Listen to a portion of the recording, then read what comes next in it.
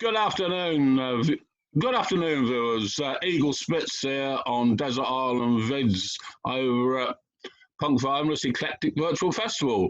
With me today, I've got Tim Forster, writer, art student. Hello, Tim. How would you describe yourself? Well, I think primarily I work in a warehouse, really. I mean, I spend 40 hours a week there, but yeah, I do quite a lot of writing, or did do until I started studying recently. Do quite a lot of writing for Echoes and Dust, who are an online music site. I've been doing bits and bobs of writing for probably about 10 or so years now. Did a bit for Freedom Press, did a bit for the Punk Lounge, a bit for Optical Sounds, but yeah, last 3 or 4 years it's been pretty much Echoes and Dust, really. Okay, cool. Yeah, because I know remember you did a interview with me for Freedom, which I was very proud of, getting on Freedom website. Yeah, there was a little phase there where they needed articles, and I was well up for it. So yeah, I did some. I was reading one of my articles again recently, actually, just about anarchism, and yeah, actually still read okay. Either it still reads okay, or it's proof that my thinking's not developed very much. But one or the other, anyway. Tell me a little bit about the article you wrote on anarchism, then. Tell me a little bit about the article you wrote on anarchism, then.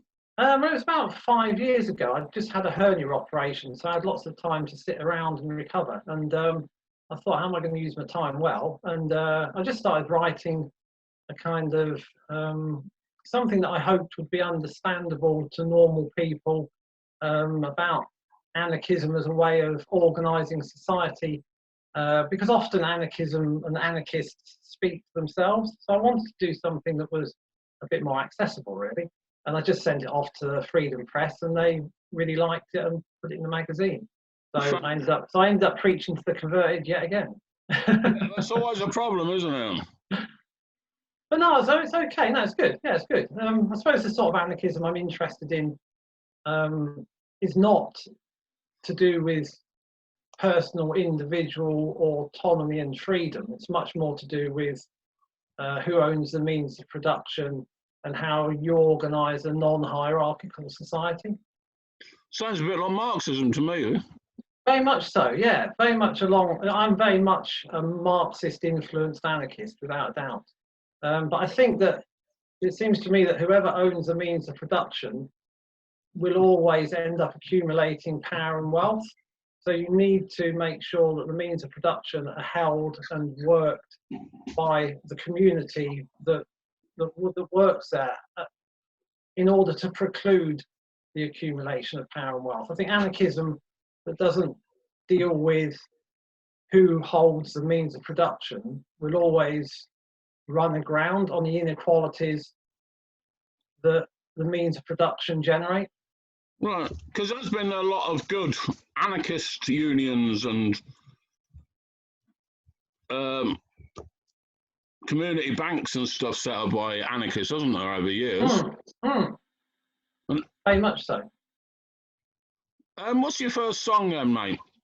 I think, well, my first song, because you asked me about this the other day, and my immediate reaction when I thought back over my life to songs that had really revolutionised my thinking about music, my first song is Silver Machine by Hawkwind. I was about 12 when that came out, and I came from, my family wasn't really into pop music or rock music at all.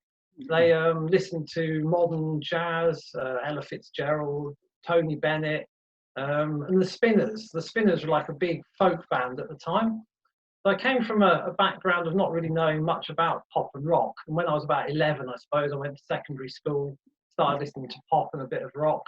And then I either saw the video or heard the track Silver Machine, and it was like messages from somewhere else. It was like this kind of, it was extraordinary. I suddenly realized that there was a whole culture out there that this was a kind of portal into that I really didn't have any idea about. And it still just crackles with energy from another place. It reminds you that another life is possible.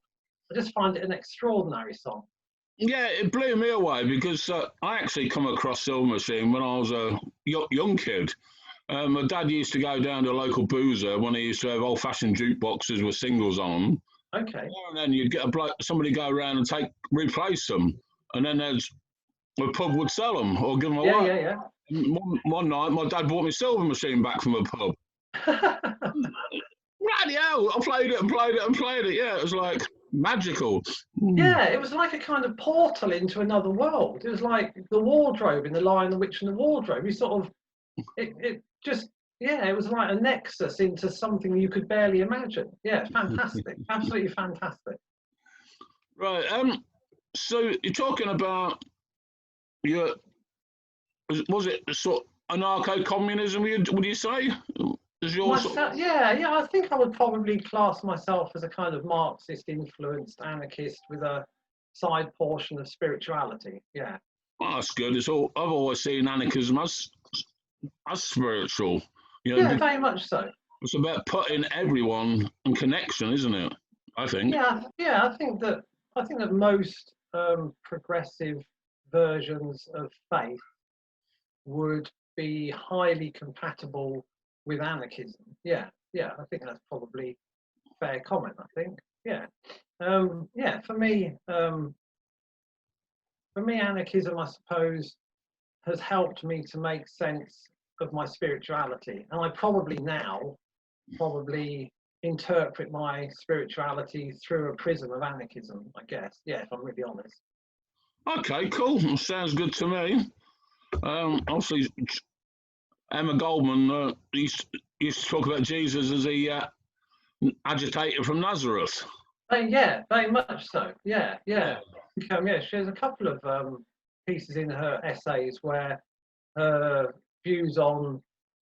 Yeah, it's interesting, isn't it? I mean, she has a couple of places in her essays where her views on Christianity as she experienced it are quite positive, really. But I suppose the history of the church in Europe certainly is that it's tended to side with the oppressor and tended to perpetuate the status quo.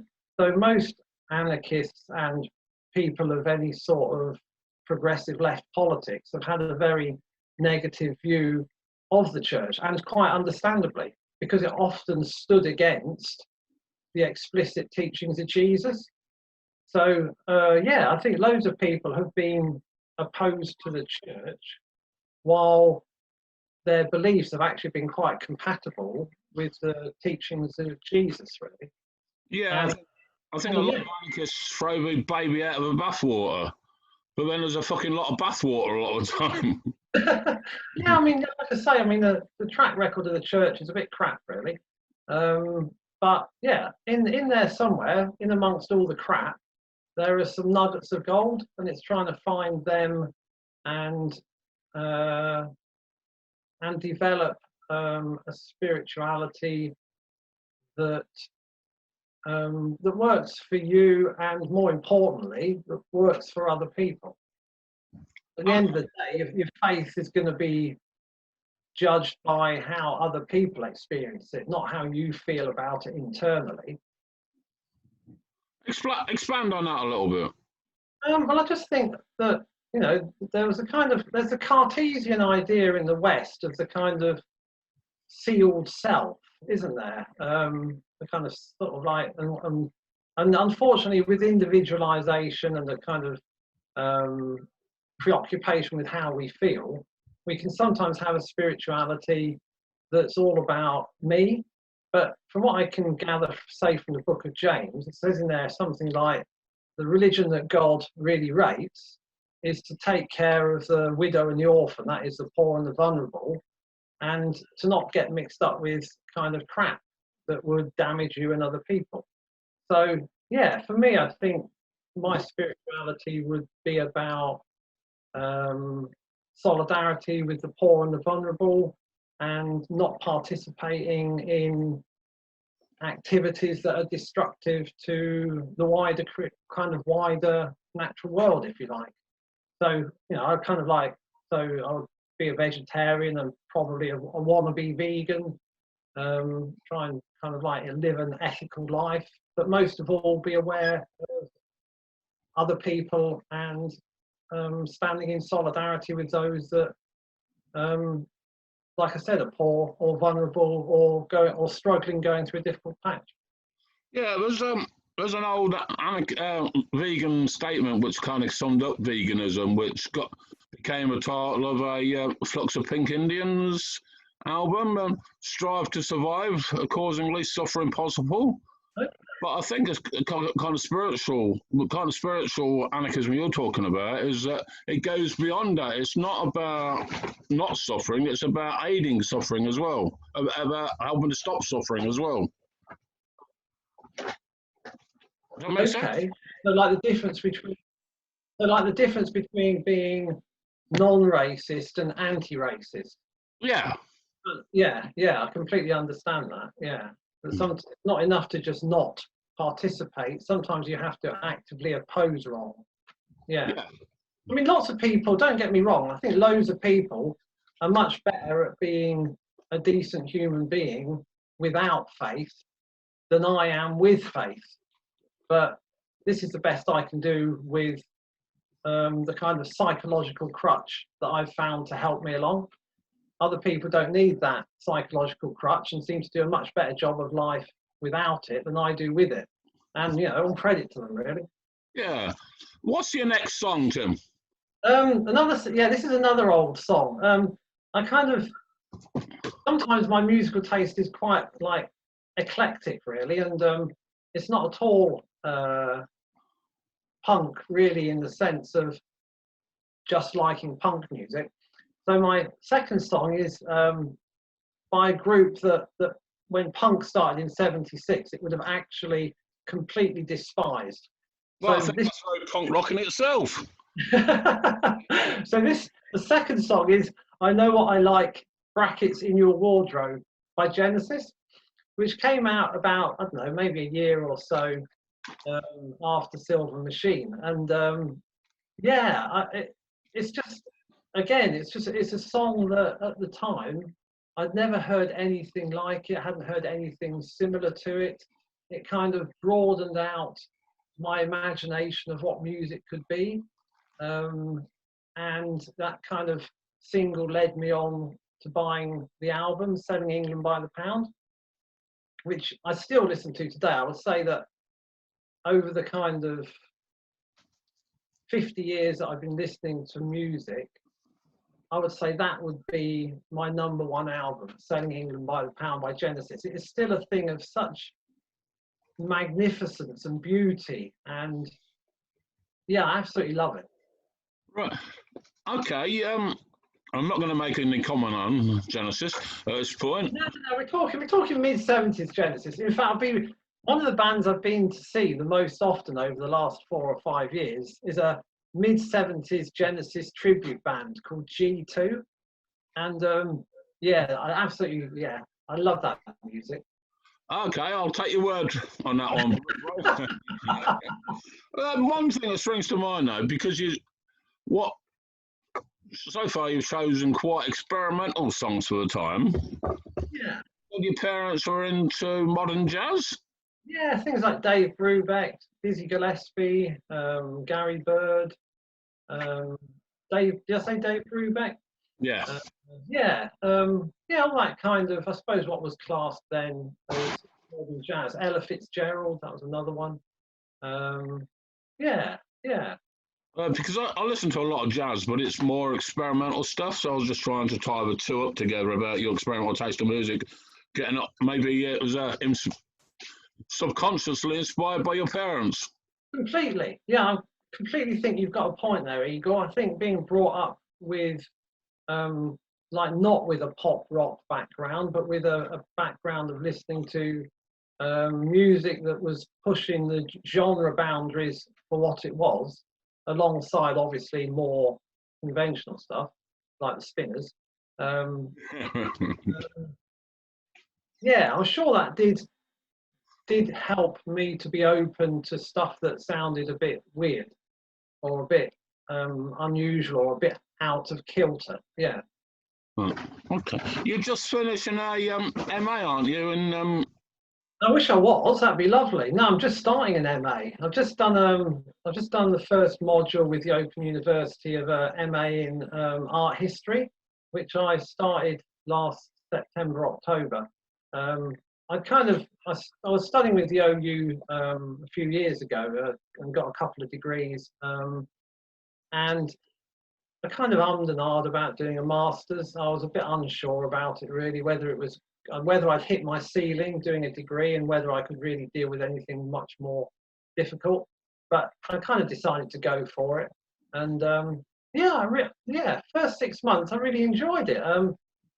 My marks have been okay. It's a bit down the rabbit hole, if I'm honest. I mean, it's a bit of a niche market, art history, but it's quite interesting because a lot of, I think what inspired me to do it in some ways was I quite like a band called Test Department. Oh yeah, we went to see them, didn't we? That's right, yeah. No, I went to an interview that they gave at Rough Trade East, and there's a Q&A at the end, and I asked them, had they started from ground zero, or had there been movements or groups that had inspired them? And they mentioned the Russian constructivists. So I read this book called Imagine No Possessions about the Russian constructivists and was completely excited and blown away by it. So it kind of made me start being more interested in art history, really. And so I signed up for this MA.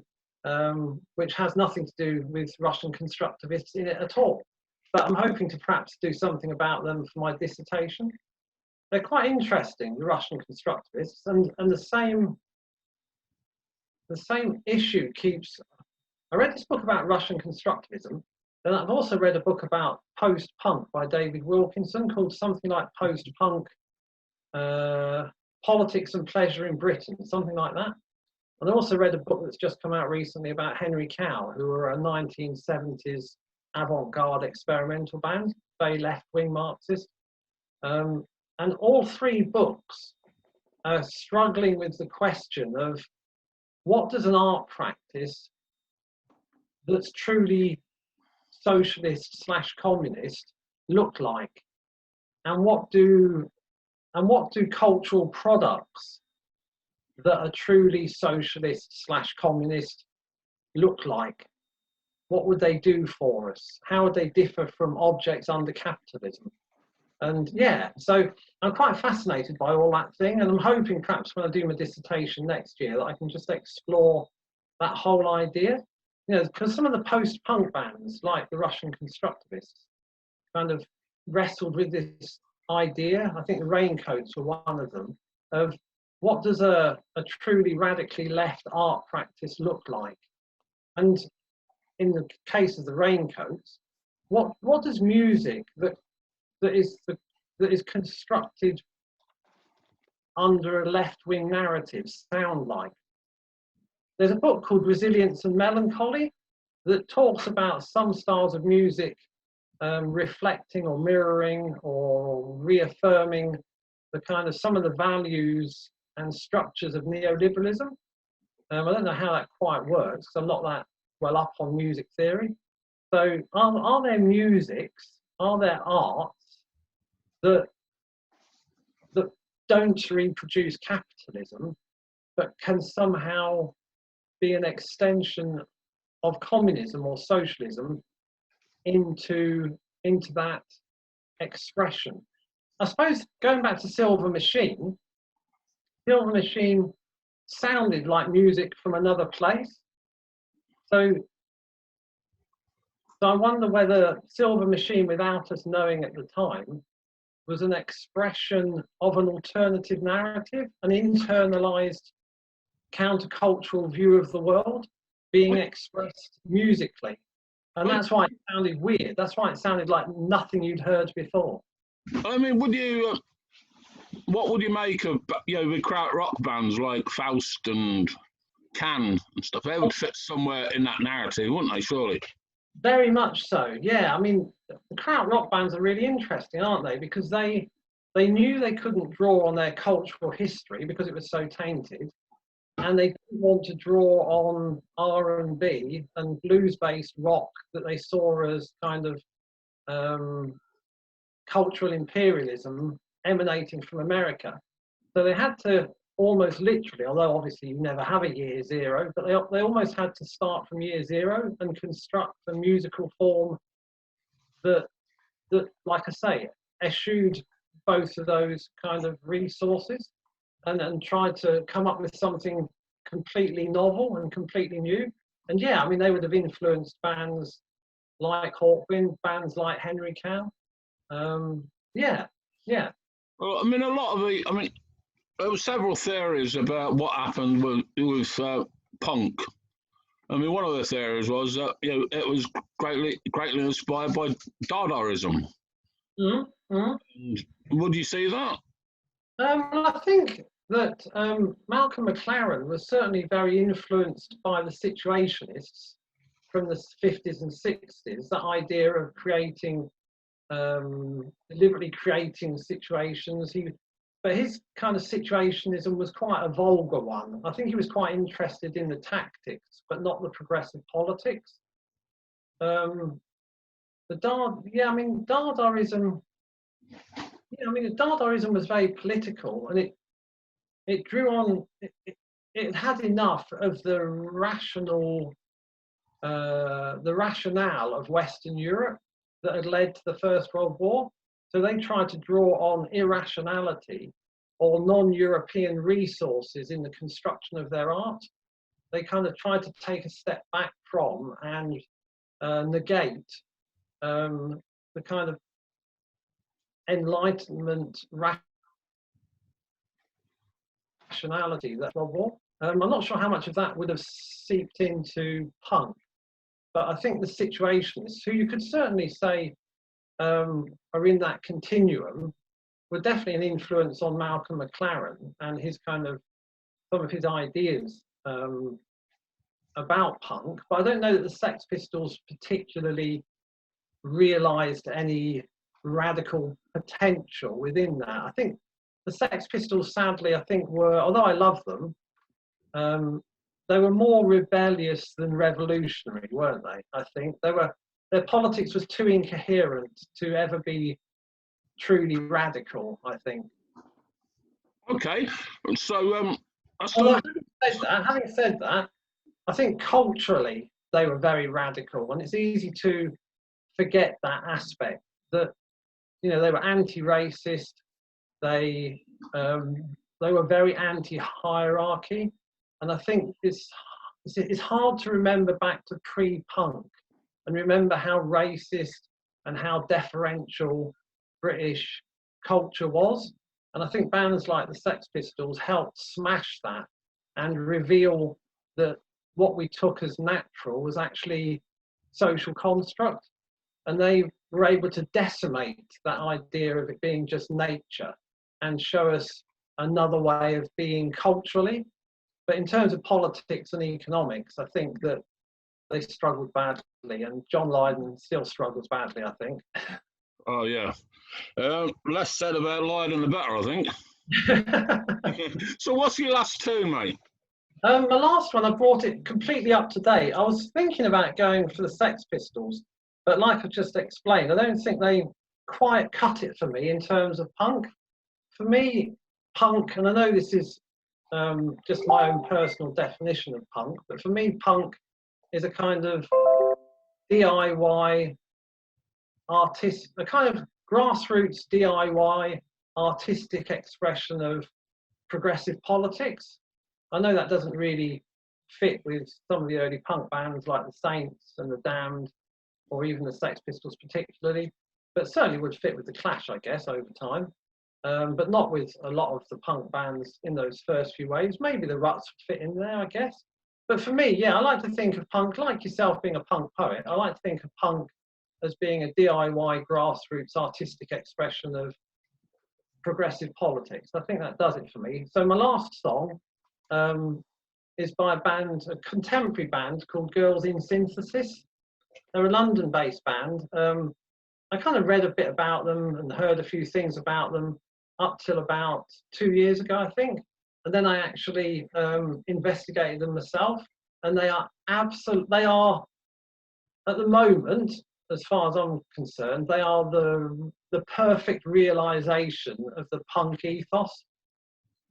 Their music is, they've somehow managed to take the intensity of modern urban life and the frustration of life under late capitalism and transpose that into music. So it's very abrasive, very intense, but their lyrics are so compassionate and so caring, and give expression to those struggles that so many of us have with precarity and anxiety and mental health issues and lack of hope. And yeah, they're extraordinary. But while they identify a lot of what's wrong with society, their gigs almost offer the antidote to that. Their gigs offer us a glimpse of how we can resist and overcome the kind of individualization and isolation and anxiety that our society creates in and